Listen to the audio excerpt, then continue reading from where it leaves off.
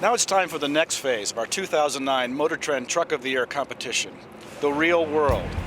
Each editor will drive each vehicle on a roughly 20-mile loop that includes highway driving, city driving, and mountain driving.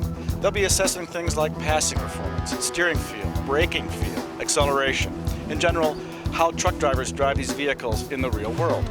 Now it's the final phase of our competition. We have numbers from the test track, we have impressions from the off-road driving loop, and we have a day of driving these vehicles in the real world. But now each of our 8 editors has assembled in a hotel conference room to begin the deliberations. We'll share notes, test track numbers, overall impressions, and at the end, we'll arrive at the 2009 MotorTrend Truck of the Year.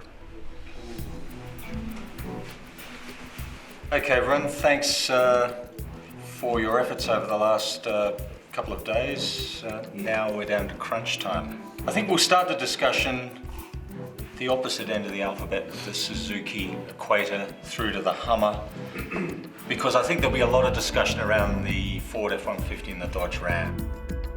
And we've all become kind of accustomed to when a new truck comes out, it's new. And this one, when did that Frontier arrive? I mean, it's kind of old tech, so we're not, dazzled by, improved structural rigidity or, improved engine refinement or any of that kind of thing. It's just, I won't use the lipstick analogy, but, If we get back to the criteria, one of the criteria is superiority, the engineering excellence, the advancement in design. I mean, this is someone else's truck. It kind of falls flat to me against that criteria in particular.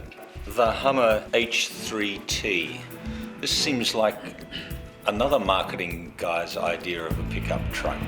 In some ways, to me, this is almost like a caricature, almost like a clown truck. It's all about style, and I'm struggling with the substance on this one.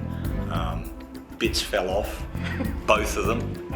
I had the most fun in the base H3 because I like the 5-speed. I think it's actually a pretty good transmission. And you don't hear the wheezing engine so much when you're blasting over the sand. It was fun to toss around. The nose felt a little bit lighter under the wheel. I enjoyed that one, but ridiculous vehicle to own. I mean, as you say, you put some stuff on that and try to climb up a hill, much less an off-road hill. You're going to be struggling the whole way, if it's loaded down as it could be.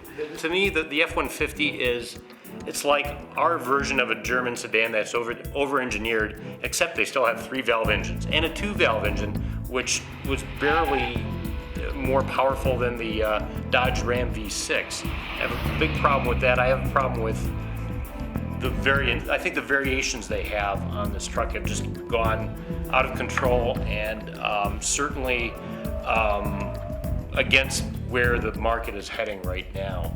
I was very impressed with the refinement of the Fords. I thought quietness was excellent, very little wind noise. The bigger V8 was pretty refined. I liked the transmission and a great cabin. I mean, that rear seat is something spectacular. I mean, that really jumped. There's one feature in this competition to me that really jumped out was that rear Ford seat. We just flip it up with one hand, stays up. You bring it down, one quick latch, and you got a tremendous amount of room in that cabin. It lifts up.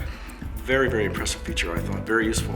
Let's have a look at the Ram in detail. I mean, this was perhaps not quite as comprehensive a rework of the existing hardware as the Ford, but a nice piece of design, a very aggressive design. The Chrysler people tell you that they talk to their owners, and they've delivered a truck based on that owner feedback. So the coil spring rear end, a big departure for that sort of truck. It's going to cause a lot of controversy in truck circles.